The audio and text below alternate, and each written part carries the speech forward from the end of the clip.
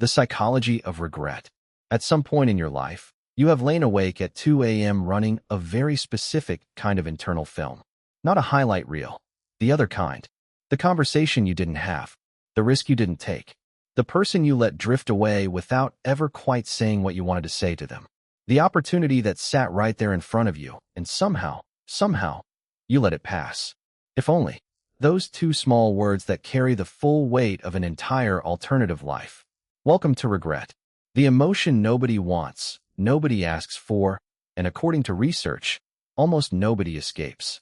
In fact, a 2016 study in Sweden found that participants regretted approximately 30% of the decisions they had made in the prior week. 30% of decisions made in the last 7 days alone. Which means if you are an average human being going about an average week, roughly a third of your choices are quietly accumulating into a private archive of what could have been. And yet, here is what the research has discovered that changes everything about how we should think about this emotion. Regret is not your enemy. It is, when understood correctly, one of the most powerful tools your mind possesses. You've just never been given the instruction manual. What regret actually is. Let's start with the mechanics, because understanding how regret works in the brain is genuinely fascinating.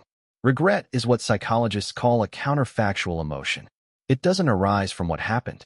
It arises from the comparison between what happened and what your mind constructs as the alternative, the imagined version of events where you made a different choice and everything turned out better. Regret is the quintessential upward counterfactual, the ultimate if only. The source of its power is that it muddles the conventional pain-pleasure calculus. Its very purpose is to make us feel worse, because by making us feel worse today, regret helps us do better tomorrow. Your brain is not torturing you for sport. It is running a simulation.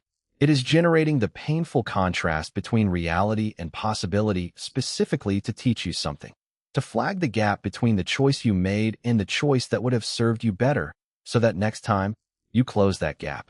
Regret is a useful gift that nobody wants. The problem is that most of us never unwrap it properly.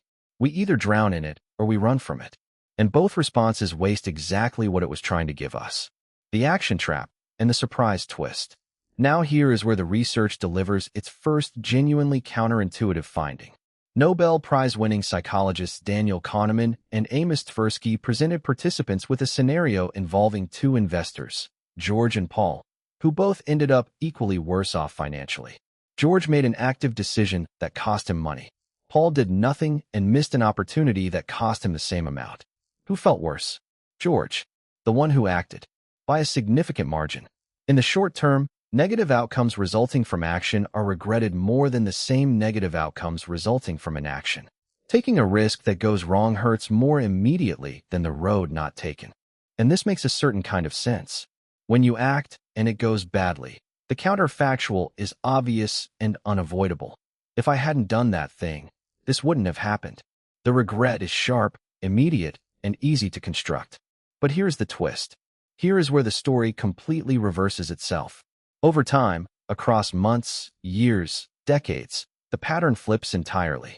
Across the two youngest groups studied, 61% of the biggest regrets were about things not done. Across the oldest groups, retired professors and nursing home residents, it was 74%. 3/4 of the deepest, most enduring regrets in older people were not about things they had done. They were about things they had never tried. The action that went wrong fades. You recover, you adapt, you tell yourself the story of the lesson learned. But the road you never took, the version of your life you never tried for, that one has nowhere to go. There is no resolution available. No lesson to extract and file away.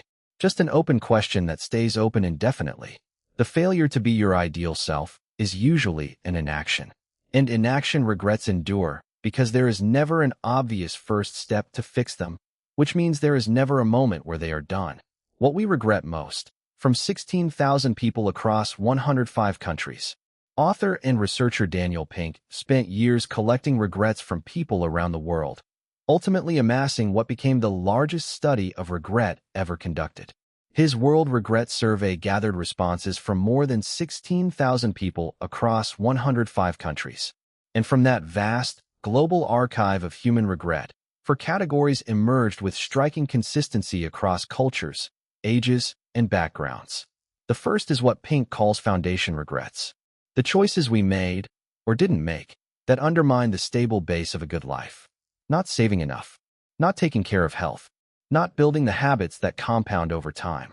These are the regrets of someone standing in their 40s looking back at their 20s thinking, if I had just done the boring, responsible, unglamorous thing, how different would everything look? The second is boldness regrets. The risks not taken. The business not started. The move to the new city never made. The person never asked out. The creative work kept private because what if it wasn't good enough? These are the ones that grow. Because in the short term, caution feels safe. Over a lifetime, it accumulates into one of the most pervasive forms of human sadness. The third is moral regrets. The moments we knew what the right thing was and didn't do it. The friend we let down. The truth we didn't tell. The unkindness we chose. These tend to be compact but extraordinarily persistent. The conscience, it turns out, has an excellent memory and no sense of mercy. And the fourth, the one that appeared most frequently across every demographic Pink studied, is connection regrets. Relationships that have come undone or remain incomplete. Friends who drifted apart over the years. Families fractured by arguments nobody can quite remember the origin of. The words that should have been said and weren't. Nearly 22% of Americans in Pink's research cited a family regret as their most significant one. Almost 19% mentioned a romantic partner. Not career. Not money. Not the missed investment opportunity or the promotion that went to someone else. The people. Always, in the end, the people. What happens at the end? The deathbed data. Which brings us to perhaps the most quietly devastating piece of research in this entire field. Bronnie Ware was an Australian palliative care nurse who spent years sitting with people in the last weeks of their lives. She began recording what they said. The themes that surfaced again and again when people with nothing left to perform, nothing left to protect, and no future left to plan for, simply told the truth about what they wished had been different. The most common regret of all, expressed by patient after patient, was this. I wish I'd had the courage to live a life true to myself, not the life others expected of me. Not I wish I'd worked harder. Not I wish I'd made more money. Not I wish I'd been more productive or more successful by any external measure. I wish I'd had the courage to be myself. The second most common was wishing they hadn't worked so hard, particularly among men, who told where they had missed their children's childhoods and their partner's companionship. The third was wishing they'd had the courage to express their feelings. The fourth, wishing they'd stayed in touch with friends. The fifth, wishing they'd let themselves be happier. Read that list again slowly. Because what it reveals is not a catalog of specific mistakes. It is a map of where people consistently, across cultures and life circumstances, lose track of what actually matters. And the striking thing, the thing that should sit with you, is that almost none of it required extraordinary circumstances to get right. No special talent. No unusual luck. No access to resources most people don't have. It required, mostly, courage. And attention. Paid a little earlier. Regret as a tool, not a verdict. So here is the part of the story that transforms everything that came before it.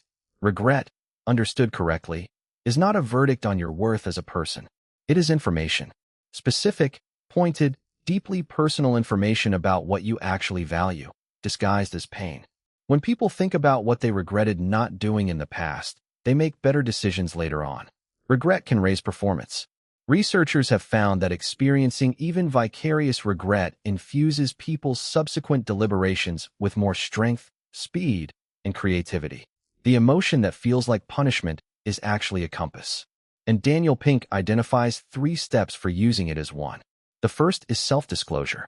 Writing or talking about a regret can help move it from a place of raw emotion to a place where it can be analyzed.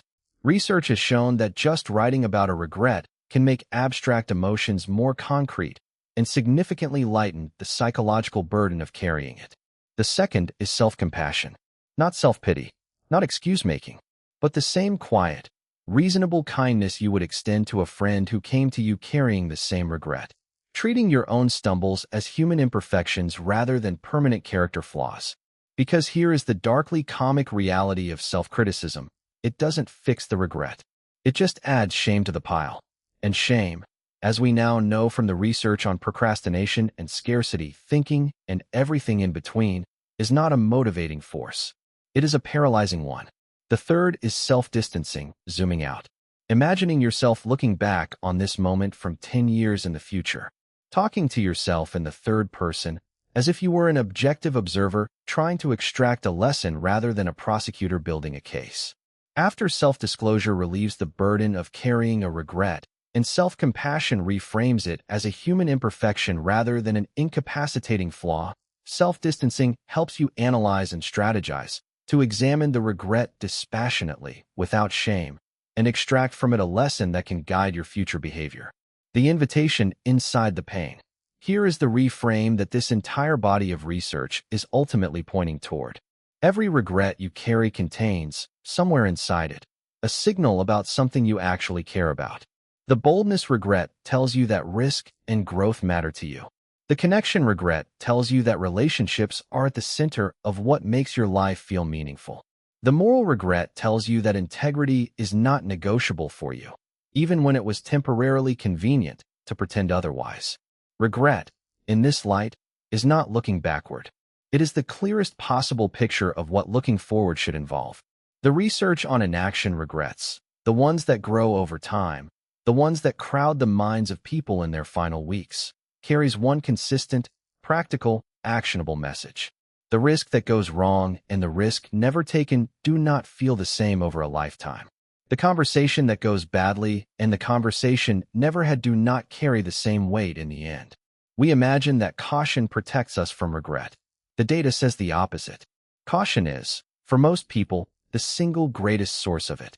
So the next time you find yourself at 2 a.m. running that film, the other version of your life, the one where you said the thing and took the chance and reached out to the person you've been meaning to reach out to for 3 years, don't just turn the film off and try to sleep.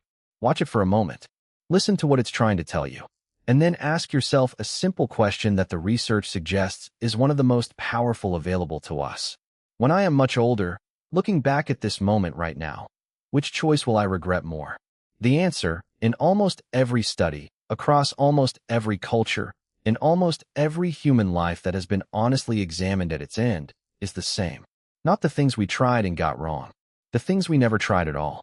Like and subscribe, and see you in the next one.